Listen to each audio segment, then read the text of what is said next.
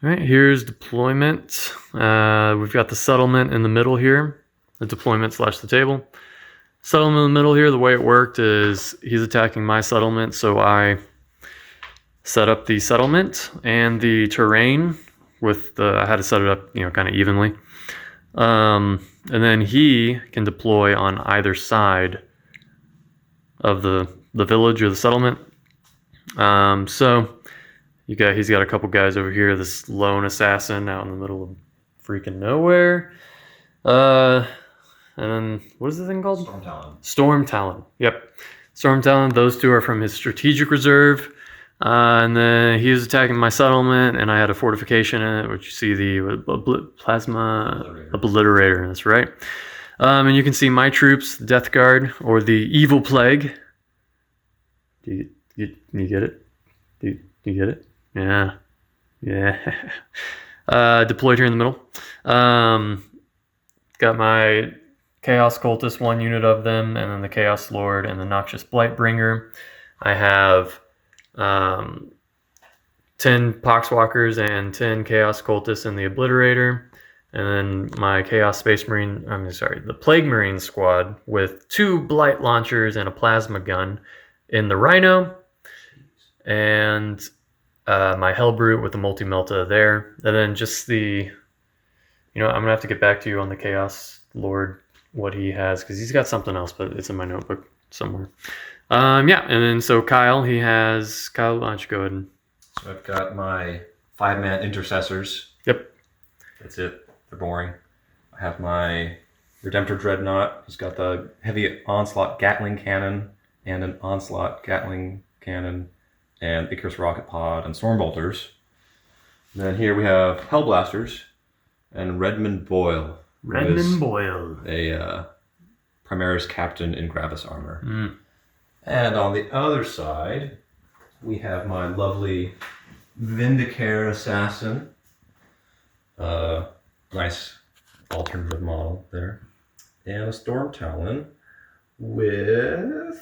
Checking real quick what I put on it. So it's got its... It's one of the missile pods. The non-anti-flyer missile pod. Yep. So that's the Steel Talons, Kyle's force. And then, just recap. The Evil Plague, Death Guard.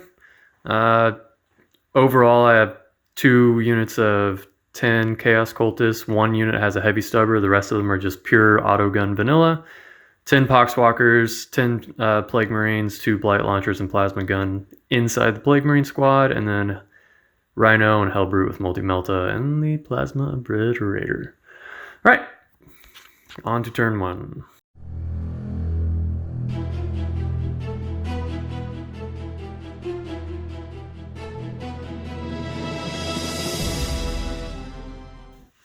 All right, here's the end of turn 1. A lot of crazy stuff happened. A lot of crazy rolls. All right, so Steel Talons. Over here you'll see 3 tombstones. That's because 3 of his plasma guys died from the Plasma Obliterator. It was epic.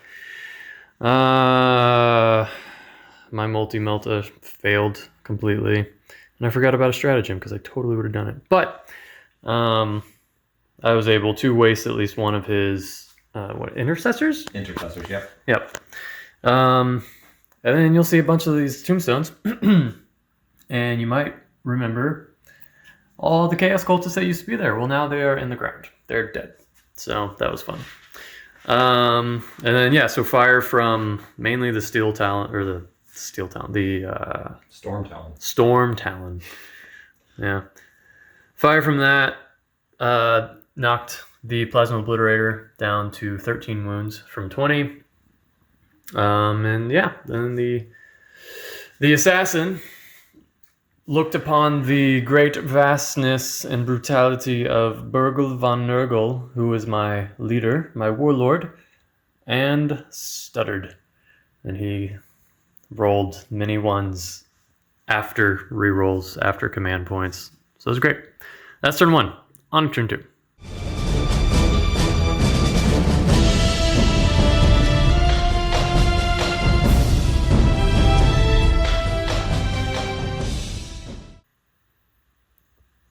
right, so this is the aftermath of turn 2.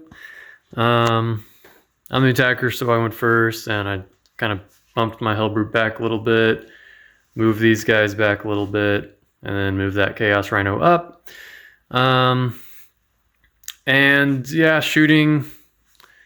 Did I do anything this turn shooting? I put a wound on this Intercessor squad. Yeah, and you hit my Dreadnought with a Melta. Oh yeah, that's right. I caused some wounds on the Dreadnought. Yep. So, and then he did a lot to the Plasma Obliterator, got it down to 6 wounds. So I started the turn with like 13, I think, or something.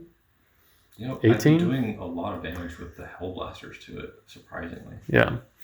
Hellblasters. And then he got 1 wound on my Noxious Blightbringer from his assassin. Freaking dirtbag assassin. And yep. So that's turn 2. There you go.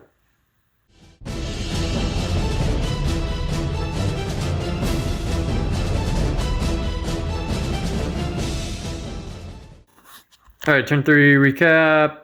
Here we go. So we've got, so my turn. I advanced this guy up.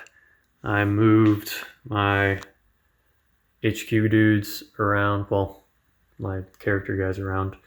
Hellbrute stayed where he's at. The Poxwalkers and Chaos Cultists got out of the Obliterator just in time because Kyle murdered the Obliterator, which is one of the objectives in the game, so there's that. Anyways, they fired the Plasma Obliterator and the Chaos Cultists that got out, fired into this unit of Plasma Primaris dudes, and did nothing but made him hunker down. Which means that he can't advance and charge in the next turn, as well as the other modifiers.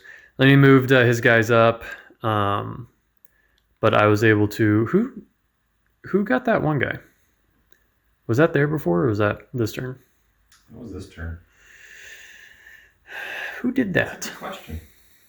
Well, one of the intercessors died. You can check out the archive footage. But he's dead.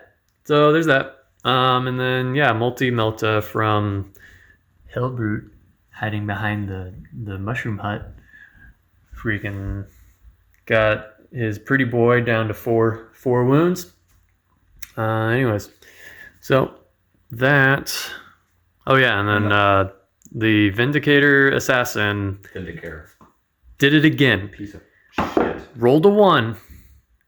And then he re-rolled that 1 with a command point. With a command point, only to roll a 1. This is the second time he's done this in this game, so it's been great for me, not for him. And but in the archive footage, I'm griping about the assassin a lot, so I'm still mad, even though he's not doing anything. Anyways, turn 3.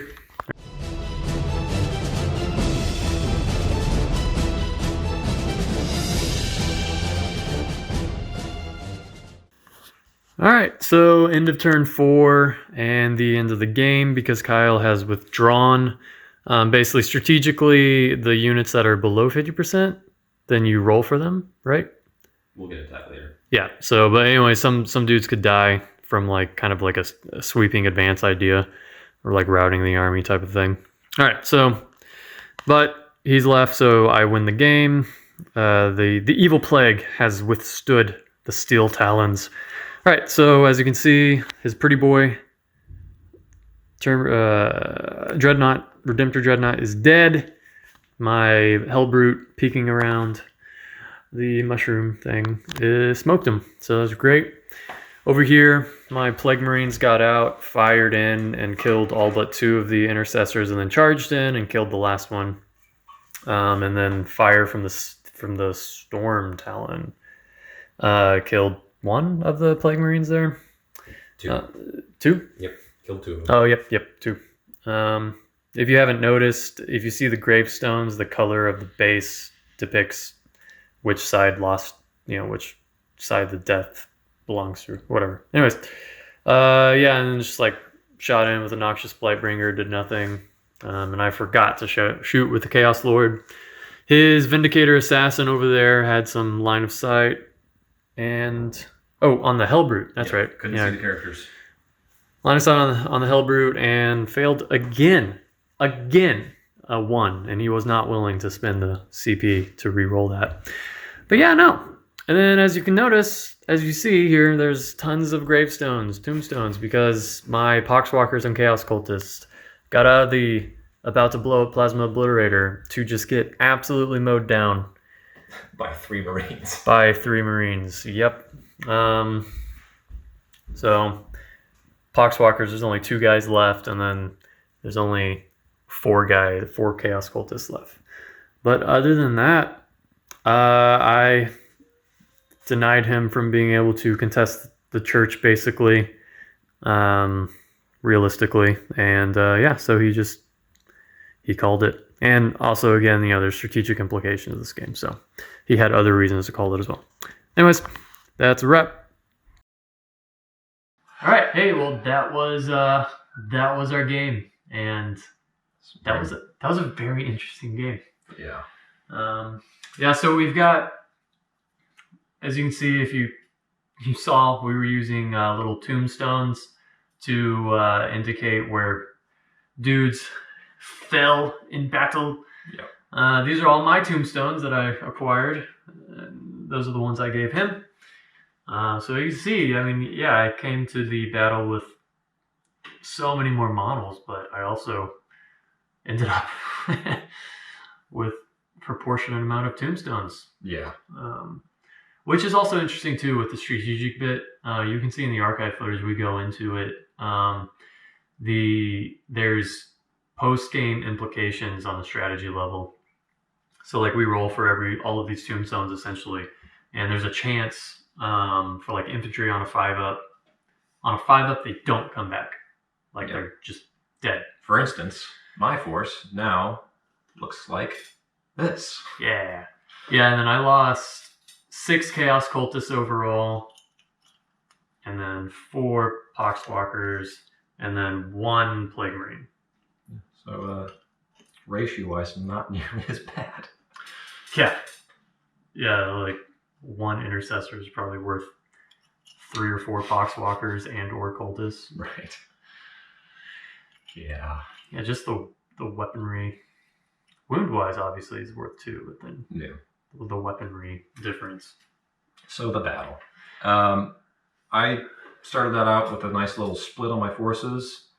I put my assassin where he'd have good avenues to pick off his characters for a little while.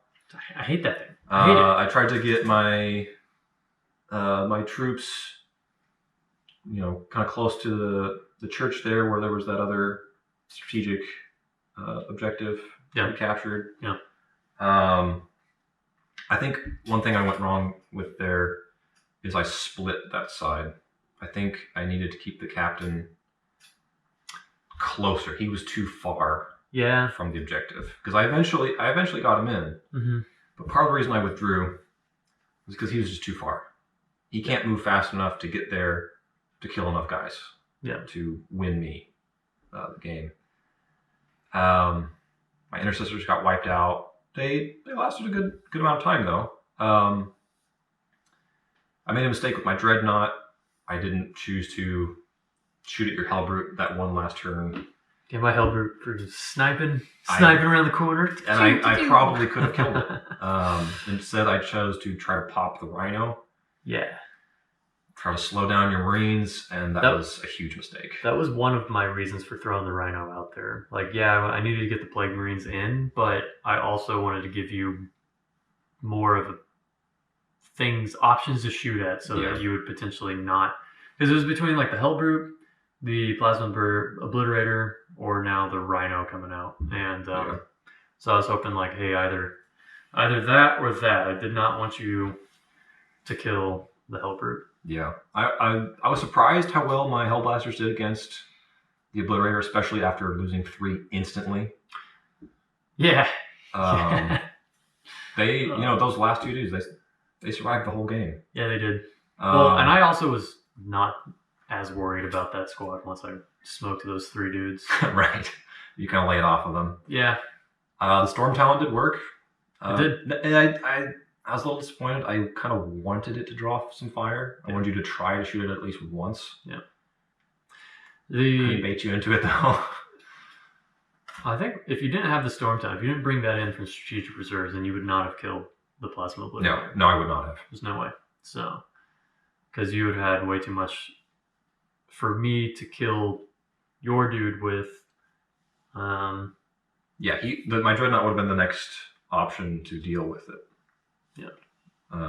And obviously my Hellbrute was occupying him just fine. Yep. Yeah, but yeah, no, it was very interesting. We had some very interesting rolls. I seized the initiative, which is huge. It was that was a big deal. Huge, because on that first turn, I smoked your 3 plasma guys with the Plasma Obliterator. Yeah. Yeah, that was cool. It was like 3 roll. I rolled 2d6 to determine the attacks. I got 3, which is like, well, that sucks. But then all three of those like roll. It was a 5 to. What was it? It's like 5. Oh, it was it was a 5 to hit. That's right. It was a 5 to hit, and I rolled 3 5s. It was excellent. So converted on that really good. So that was good. But yeah, no, your Vindicator, whatever it is, assassin, just so many ones. Yeah, so many ones. I spent 3 command points rerolling those ones to just get more ones. I don't think you didn't convert a single one of those. No. On a 2-up, just back-to-back ones. No, I did convert. I converted a hit. Oh, but then that's right. Failed wound, CP'd it, failed wound again. Yeah. On a 2-up. Yeah, you got one wound out of that. Oh yeah, because then you could have gotten more, but then you did. You got your disgusting rolls off. Resilient like a boss. Yeah. But seriously though, even though he or she didn't show up, it was still you can dictate a lot of how I play the game based off of that, just because of the importance of characters on the strategic level. But yeah, no. Either way, it was a really close game. That up until the very end, I wasn't sure. I was feeling behind the ball, and I think you felt the same way. We were both really into it, really feeling like it was hanging on the knife's edge, you know. So basically strategically now, what happens to your army? So they just go back? They just go back to the Barren Wasteland area, or? Yes. Okay. So they're not going far. So you could potentially try to follow up, catch them while they're out there. Right. Haven't suffered a ton of losses though. No. And you also have the Plasma Obliterator, which is almost 200 points. So you'd actually be down quite a bit. Yeah, for sure.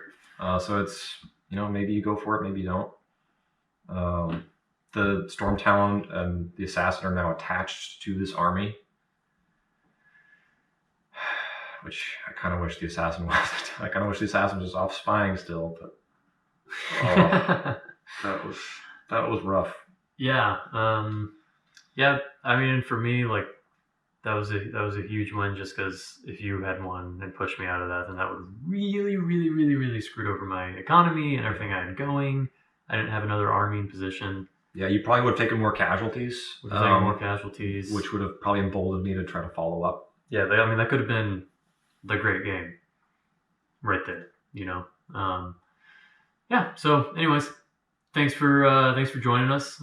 Please let us know in the comments how we're doing. If you like the idea, if you have any improvements, any sustains. Hope you like it. We're loving it. Yeah, really enjoying it so far. Yeah, and like, subscribe, tell your friends, do all that stuff, please. If you like it, if we're not doing stuff that's worth your while, then let us know so that we can make it better, you know. But other than that, see you next time.